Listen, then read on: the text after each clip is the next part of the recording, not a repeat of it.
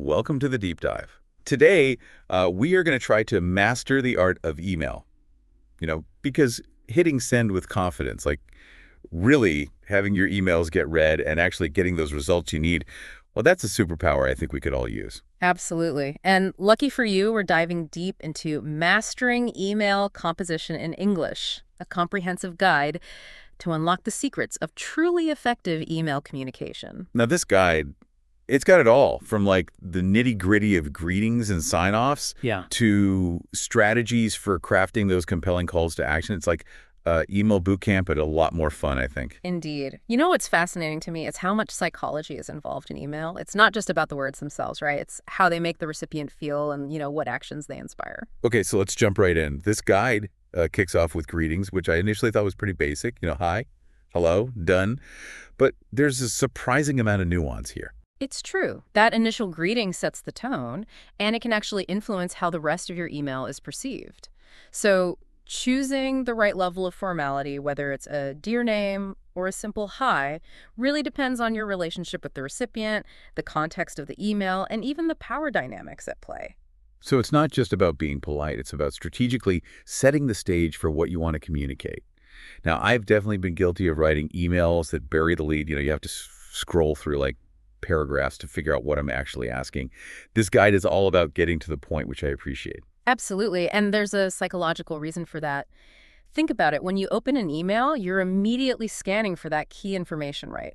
If the purpose isn't clear right up front, you risk losing the reader's attention before you even get to your main point. It's almost like that split second when you decide if you're going to keep reading an article or not, but for email. Yeah. So how do we hook them? What are some examples of strong opening lines? Well, the guide suggests a few approaches. For a more formal tone, you can use phrases like, I'm writing to inquire about, or I'm following up on our conversation regarding. Okay, that's straightforward and professional.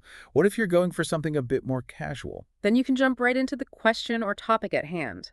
For example, do you have any availability next week to discuss? Or, I was curious about your thoughts on it feels more conversational and engaging. So it's about striking that balance between clarity and conciseness while also adapting your tone to the situation. Now, after you've hooked them with that killer opening line, you can't just leave them hanging, right? Right. We need to provide some context. You're exactly right. But here's where the guide emphasizes the importance of brevity. After stating your purpose, keep the details concise, aim for 2 to 3 sentences maximum to flesh out the key information. That's a good reminder because I tend to over-explain things in emails. It's like I need to justify why I'm bothering them. And while providing context is important, it's crucial to prioritize the recipient's time. Think about what they need to know to understand the relevance of your email and deliver that information efficiently. Too many details can actually bury the important stuff. It's almost like an inverted pyramid, like most important info first, then you can add supporting details as needed. Okay, we've got a strong opening and just enough detail to provide context. Now, this is where things get really interesting for me, the call to action. It's one thing to present information, but how do we actually get people to do something with it? That's where the art of persuasion comes into play. The guide highlights the importance of clear and specific calls to action. Don't leave the recipient guessing what you want them to do. So instead of a vague, let me know what you think, we should be more direct, like, please review the attached document and provide your feedback by Friday. Precisely. A clear call to action eliminates ambiguity and increases the likelihood of getting a response. But wouldn't that come across as bossy, especially if you're emailing someone who's, senior to you? Yeah. That's where the nuance of tone comes in. The guide suggests tailoring your language to the recipient and the situation. Instead of, please do this by Friday, you might say, would you be able to take a look at this by Friday? Or, I would appreciate it if you could review this at your earliest convenience. So it's about finding that sweet spot between directness and diplomacy. There's a whole art to this. There is. And the guide provides a range of phrases and strategies for crafting effective calls to action, from conveying urgency to creating a sense of collaboration. This is making me rethink all those emails I've sent where I just kind of hoped for the best. So we've covered greetings, getting to the point, providing context, and crafting a killer call to action. What's left? Ah, yes, the grand finale, the sign-off. Just like the greeting, the sign-off plays a crucial role in shaping the overall tone of your email. The guide offers a spectrum of options from the formal, sincerely, to more casual ones like best regards or even just thanks. But even with those casual sign-offs, I noticed a detail in the guide that I'd never really considered: capitalization. It mentions that capitalizing each word in the sign-off adds a touch of polish, like best regards versus best regards. It's subtle, but it shows attention to detail. It's those small touches that can elevate your email game. And the guide delves into even more subtle nuances like the appropriate use of punctuation and the impact of different font choices. Wow, I'm starting to see email in a whole new light. It's not just about conveying information, it's about crafting a complete communication experience. Exactly, and we've just scratched the surface. There's so much more to uncover as we delve deeper into the guide. Well, folks, it looks like we've reached the end of part 1 of our deep dive into email mastery. But don't worry, this is just the beginning.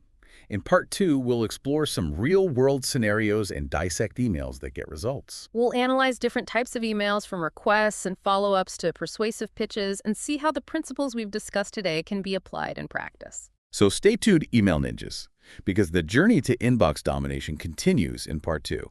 Welcome back to the deep dive. We're all geared up for part 2 of our email mastery quest. Remember, we're not just aiming for sent, but for impact. Exactly. In part 1, we laid the groundwork, talking greetings, getting to the point, and those all-important calls to action.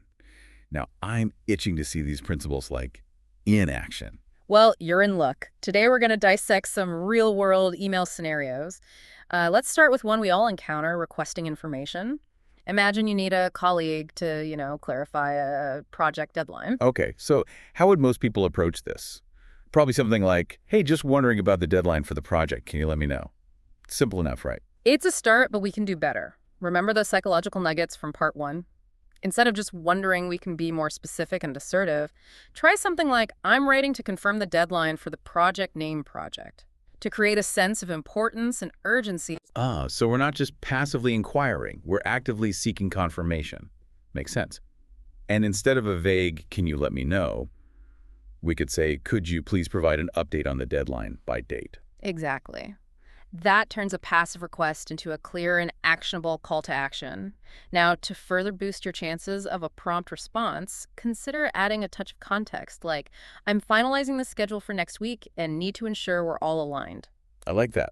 It's not demanding, but it subtly conveys the importance of their input. AIS. Let's shift gears to something a bit trickier: giving feedback. Especially when it's not all positive. Striking that balance between constructive and, well, soul-crushing could be tough. You hit the nail on the head. That's where tone and framing become critical. Remember the guide's emphasis on choosing your words carefully. Instead of saying, this report is poorly written, which feels like a personal attack, try, I noticed a few areas in the report that could be strengthened. So we're shifting the focus from the person to the work itself. Less ouch, more opportunity. Precisely. Then, instead of just highlighting the negatives, you can offer specific suggestions for improvement. For instance, the data would be more impactful presented visually, or could we rephrase this section for conciseness? Okay, so it's not just pointing out flaws, it's about offering solutions and collaborating towards a better outcome. I love that. And don't forget to acknowledge the positives. Even when giving constructive feedback, a genuine appreciation for their efforts goes a long way. You could say, I appreciate the thorough research you've put into this report, or your insights on topic were especially valuable. Right. Even if the overall report needs work, there are usually nuggets of brilliance in there. It's about highlighting those too.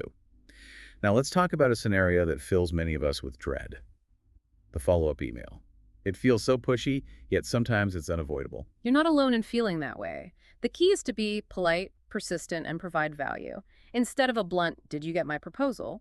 Start by acknowledging their busy schedule.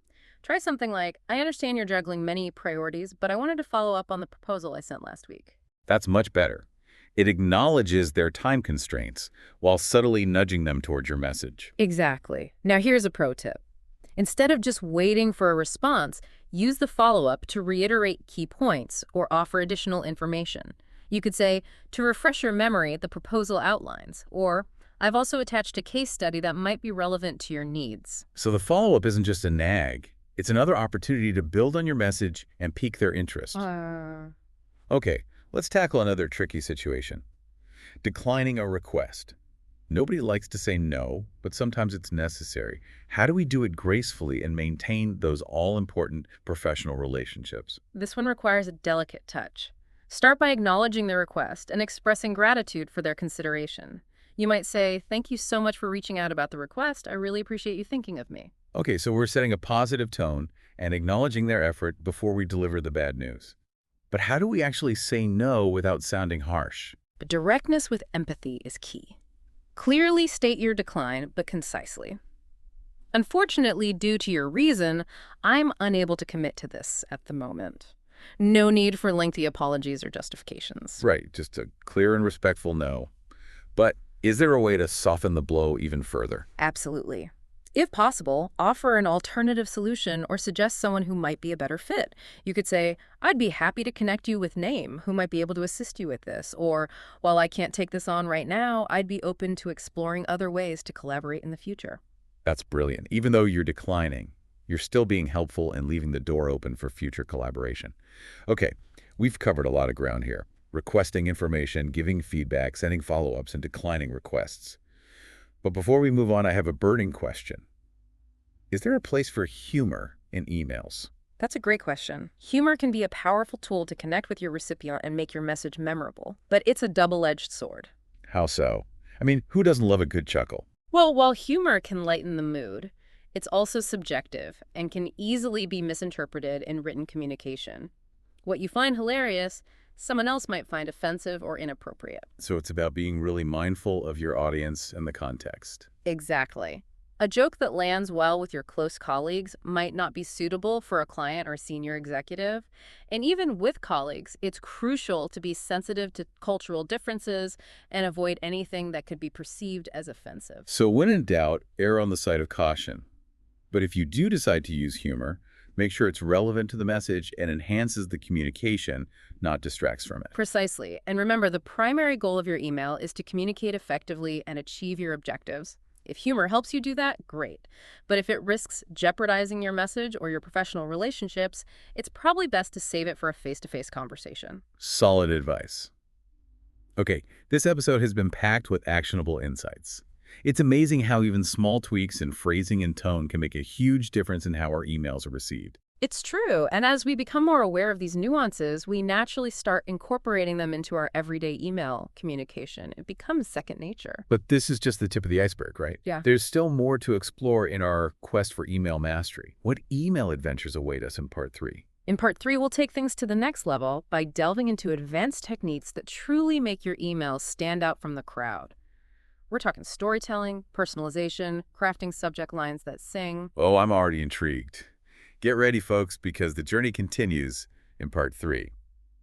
Welcome back to the Deep Dive. We're on the final leg of our email mastery journey. In Part 1, we covered the fundamentals, and in Part 2, we tackled some, tricky real-world scenarios. Now, I'm ready to unlock those advanced techniques that will truly make my emails stand out. Well, you're in for a treat. Today, we're diving into the realm of storytelling, personalization, and crafting subject lines that sing. We're talking about transforming your emails from, mundane messages to compelling communication experiences. Storytelling in emails, this I got here. I'm usually just focused on getting the information across quickly and clearly. How does storytelling fit into that? It's about making your message memorable and engaging even within the constraints of professional communication. Think about it. Stories tap into our emotions, making information stickier and more persuasive. Instead of just stating facts, try weaving them into a narrative that resonates with your recipient. Okay, I'm intrigued. Can you give me an example? Let's say you're pitching a new project idea. Instead of just listing the features and benefits, start by painting a picture of the problem it solves and the impact it could have. You're setting the stage, creating a need. Then introduce your solution as the hero of the story. Ah, I see. It's like building anticipation and drawing them in with a compelling narrative before you even hit them with the ask. Exactly. People are more likely to remember and act upon a message that resonates with them emotionally, and stories are a powerful way to achieve that. This is making me rethink how I approach even simple emails. Okay, what about personalization? We've all received those generic mass emails that feel completely impersonal. How do we avoid that trap? Personalization is key to making your recipient feel valued and understood, which increases the likelihood of engagement. It goes beyond just using their name. It's about tailoring your message to their specific interests, needs, and even their personality. So how do we actually DO that? I mean, short of stalking them on social media, how can we get those insights? A little bit of research can go a long way. Let's say you're reaching out to a potential client.